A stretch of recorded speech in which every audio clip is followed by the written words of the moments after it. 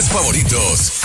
Fernand, Moraima y Juan Carlos. Las 6:37 en la mañana. Buenos días, Puerto Rico. Estás en Ruta Nueva Vida 97.7, escuchando a Edwin Rivera Manso trayendo las noticias deportivas. Yo no soy muy deportivo, pero yo encontré ahí, mirando Twitter, es que hay un muchacho, hay un don esa palabra don.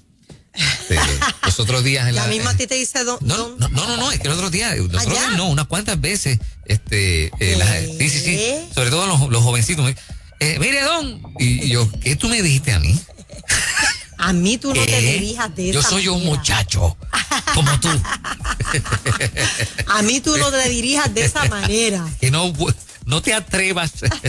Mira, hay un muchacho en las redes sociales, en Twitter, que se pasa subiendo fotos históricas de Puerto Rico y acabo de ver una. Ahora, escuchando a Edwin Rivera Manso hablando del baloncesto superior nacional, una foto de Michael Jordan en un juego de fogueo en el 83 en el Roberto Clemente con el equipo de Puerto Rico. Michael Jordan aquí en fogueo. ¿Tú nunca lo has visto? Aquí no. Pues te lo voy a enviar, tengo la foto aquí. Te la voy a enviar para que tú veas eso. A ver. Impresionante. Sí. Entonces, pues, la cosa es... Déjame ver si la ponemos ahorita en el Facebook de Nueva Vida para que la gente la vea. Mírala ahí, checa. Vamos a ver. Te la mandé por WhatsApp. Mira. Bueno, entonces, ahí está. Wow. Michael Jordan. ¿Y quién será ese jugador boricua que le está ahí tratando de... está ahí tratando de... un tapón. No se puede. Pero qué privilegio, ¿no? Sí. Wow, qué lindo. Mira la ropa deportiva del momento, las medias. 1983, Michael Jordan estuvo aquí en Puerto Rico en un juego de fogueo. Qué bien. Emocionante, ¿no? Bueno, Mora, vamos a las noticias. Vamos allá. Manos puertorriqueñas nuevamente son punta de lanza en los avances de la medicina. Desde Junco, óyete esto, para el mundo se produce un innovador sistema híbrido para controlar la diabetes tipo 1 que por primera vez puede usarse en pacientes de 2 años en adelante. Mira, la verdad eso. que esta islita es una cosa del otro mundo. Se trata del Minimed 770G, que fabrica la empresa global de equipos médicos Medtronic. El dispositivo que permite la administración de insulina y monitorear los niveles de azúcar desde un teléfono inteligente fue aprobado por la Administración de Alimentos y Medicamentos de los Estados Unidos el 31 de agosto del pasado año 2020. Comienza el día en ruta. Ok, pero espérate. Entonces, eso tú dices que fue de Medtronic, ¿eso salió? Medtronic, sí, dice. Oye, un saludo, son mis clientes, un saludo. Tienen allá en Juncos, en Villalba, gente linda, gente especial. Pues me guisa a mí también. ¿Qué? O me guisa a mí también. Mira, así es que manos puertorriqueñas producen ese innovador sistema. Qué bueno, pues mucha felicidad. La verdad es que no nos sorprende, o sea, esta islita siempre ha producido gente con tanto talento. Me siento orgullosa. De hecho, llámenme que hace tiempo no voy para allá para verlos y saludarlos. Oye, el regreso a un nuevo salón de clases, esto ha sido como que sigue, ¿verdad? La disputa, caliente, y Fernán. Yo creo que no se le da al gobernador, no se le da. Yo creo que no. Oye, ayer había una conferencia de prensa y se suspendió. La canceló. ¿Y qué pasó? ¿No sabes? No se sabe, yo creo que es que, tú sabes, me imagino yo que hay un forcejeo tremendo allá adentro con ese asunto, porque el gobernador quiere ir para adelante con la reapertura, pero la gente no, o sea, nadie quiere. Nadie quiere. ¿Tú conoces a alguien que quiere que las escuelas abran? Que sí conozco, de verdad que no. Están en espera de agosto. Y yo tampoco, digo, nosotros aquí, yo creo que nosotros somos los que no hay más nadie. Es que hay gente que dicen, como ahora vienen las vacaciones de Semana Santa, en abril. O sea, vienen tantos días festivos, días de maestro, días de estudiante, graduaciones, pues dicen que realmente van a ser pocos días. Bueno, es cierto, pero imagínate, eso como que no es una excusita. Pero vamos a arrancar, olvídate, hacemos 2 o 3 días y volvemos cuando se pueda y así. Esa es la práctica, pues ¿verdad? Lo más difícil ahora mismo es arrancar. Exacto. Aunque sea para 2 o 3, digo yo, ¿verdad? Ahora, mira la nueva candela de la Secretaria de Educación. A ver. La emplazaron para presentar un plan de reapertura de la escuela en región de Ponce. Pero imagínate, si para el resto de la isla la cosa está, ¿verdad? Imagínate para el área sur, qué pena. Dice que el presidente de la Comisión de Gobierno del Senado otorgó 10 días a Elba Ponte para contestar el pedido. El senador y presidente de esa comisión la emplazó a que someta evidencia del plan de trabajo para la reapertura de las escuelas en la denominada zona cero de la región educativa de Ponce, y esto me hace pensar, ¿verdad?, lo difícil que va a ser para todo Puerto Rico, pero mucho más para la región sur. El asunto de la reapertura es todavía más complicada por la pandemia y por cómo están muchos de los planteles, que ¿no? hay planteles que no están todavía reparados en su totalidad, unos sufrieron daños, o sea que no se sabe dónde se van a reubicar esos muchachos, presumo yo. Sí, dice que padres, estudiantes y personal docente y no docente de Guánica, Yauco, Guayanilla, Peñuelas y Ponce necesitan conocer cuál será el futuro de sus clases. Por tal razón le otorgó un plazo de 10 días a la designada secretaria. Entonces vamos a ver qué contesta. Eso es lo que está pasando. Óyeme, y fuera de aquí de Puerto Rico, los precios en Texas se disparan en medio de la tormenta de nieve. Ayer tocamos algo de eso, pero tú sabes lo que es $1,000 la noche están cobrando por quedarse en un hotel. $1,000 la noche. $1,000 la noche. Hay gente que no tiene dónde quedarse y los hoteles están cobrando $1,000 la habitación, $1,000 la noche. Pero eso es cruel, eso deberían regalarlo. Sí, la gasolina, el agua se ha triplicado, el agua de botella se ha triplicado. Las autoridades en Texas dicen que la tormenta invernal que ha dejado sin electricidad ni agua a millones de habitantes se convirtió en una oportunidad para algunos comerciantes sin escrúpulos.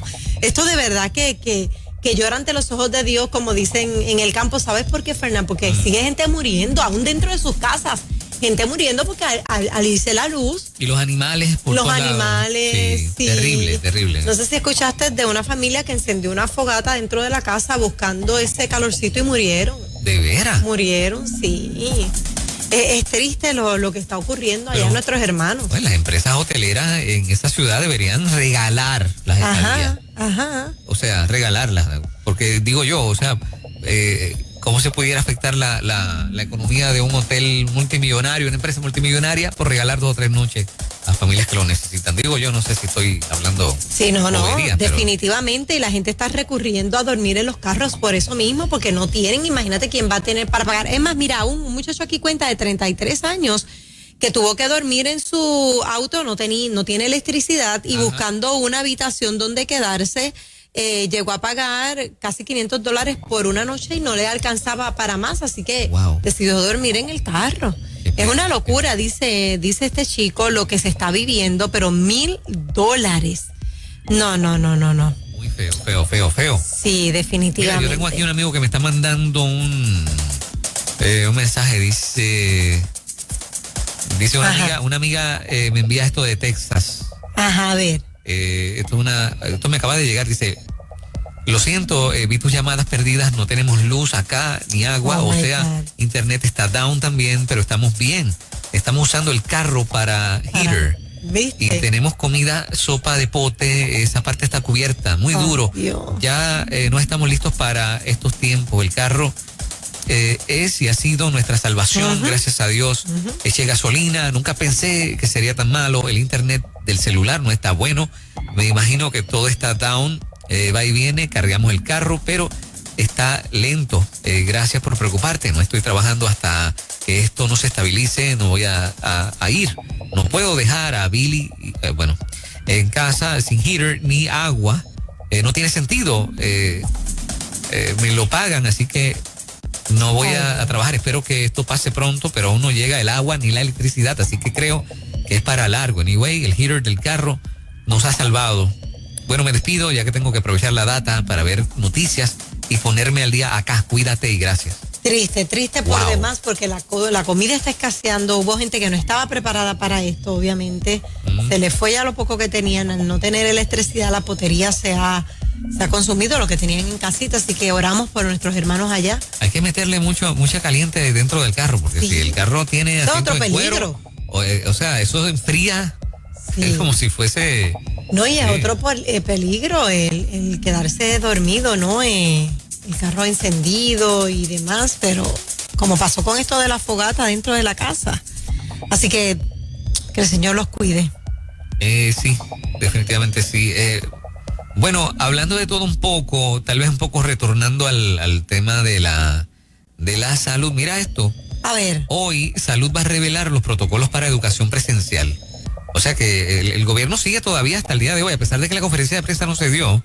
Ajá. Esto sigue para adelante, según, ¿verdad? Educación y Salud. El designado secretario de Salud mencionó que hoy el departamento, su departamento va a revelar las guías para las aperturas de las escuelas que deberían comenzar el 1 de marzo a insistencias del gobernador Pedro Pierluisi. La prensa es bien. A insistencia del gobernador Pedro Pierluisi. El CDC como agencia federal recomiendan unas guías. Esas guías las tenemos y es de dominio público. Esas guías hay que atemperarlas a un protocolo. Nosotros tenemos ese protocolo. Ciertamente, si ustedes analizan, tan temprano como la semana pasada, el CDC cambió su guía porque es algo dinámico. Por lo tanto, a cada estado y territorio le toca implementar la política pública de cómo va a ser. Y yo quiero decidir tener esa guía, que sería bastante inteligente seguir esa guía. O si yo quiero establecer otra, dijo Mellado López en conferencia de prensa. Como política pública, el gobierno de Puerto Rico ha priorizado la educación presencial. Dijo, nosotros queremos tener alternativa presencial, y ello basado en una petición de sectores privados y de escuelas públicas. En ese sentido, el Departamento de Salud se une, trae la guía del CDC que actualizó la semana pasada y crea un protocolo, y ese protocolo lo tenemos ya y lo vamos a presentar hoy viernes. Así que pendientes a ver de qué se trata, ¿no? Cómo será el protocolo para que los niños puedan presentarse presencial en sus escuelas, aparentemente el día 1 de marzo. Sí, porque al declarar emergencia, como tú leíste en estos días, lo de la reapertura de las escuelas, siguieron con la compra de materiales para el comienzo, y creo que eso está bastante adelantado, la compra de los materiales que se requiere, como la toma de temperatura, hand sanitizer, todas estas cosas y demás. Se dice que las escuelas están, por lo menos las que van a abrir, que ya están preparadas.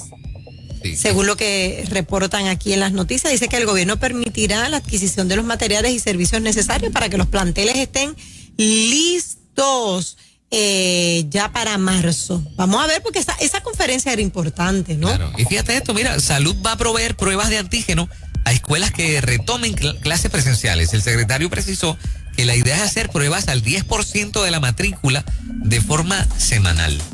Ok, bueno, están bregando, tú sabes, el gobierno está ahí. Sí, que no están estancados, están tratando de echar para adelante esto. Sí, a ver si se da. ¿Tú quieres que comiencen ya? Pues mira, yo creo que a modo de prueba deberían hacer lo que va a pasar en agosto, ¿no? Ajá. Y cuando digo a modo de prueba, se va a seguir dando clases, pero quizás no al ritmo que estamos acostumbrados, quizás interlocking. ¿Tú recuerdas cuando estudiábamos interlocking, Fernán? No sé si tú llegaste a tener interlocking en tu escuela cuando estabas de niño, ¿no? ¿Qué es eso? Yo no sé qué es. Que unos entran de 8 a 12, otros de 1 a... ok. Sí, no todos... todos a la misma vez, no todos hora. a la misma vez. Yo llegué a estar en ese sistema. Puede que algo así se pueda comenzar 2 o 3 horas los estudiantes en el salón de clases, ¿no? Pero por otra parte, soy de las que pienso que si la escuela no está preparada, no debe meter muchachos en una escuela que no esté preparada, porque el padre y la madre o el familiar que esté a cargo de ese niño pues viviría una incertidumbre grande, ¿no? Pero presumo que esos primeros días los padres estarán al tanto. Déjame ver cómo está la escuela, déjame ver cuál es el protocolo. Pero si nos dejamos de ñe, nos pudiéramos dar cuenta de que a un año sin clases, claro, era tiempo suficiente para establecer alguna guía, ¿no? Que ya pudiéramos decir, mira, vamos a comenzar, porque hay muchas cosas que han regresado a una cierta normalidad, y porque no las escuelas pudieran comenzar con todo el cuidado que amerita, claro. Yo sé de lugares que hasta los baños cambiaron completamente, los lavamanos, los baños, todos, las alfombras, todo. O sea, donde el niño no tiene que tocar nada, todo es automático ahora. ¿Ok? Gente que ha hecho inversiones para esto. Inversiones serias. Serias, para cuando el niño vaya al baño, tú sabes que no va a tocar nada. Me consta de diferentes lugares que lo han hecho. Bueno, señoras y señores, damas y caballeros, ahí está. Estás en Ruta Nueva Vida 97.7, se puso al día.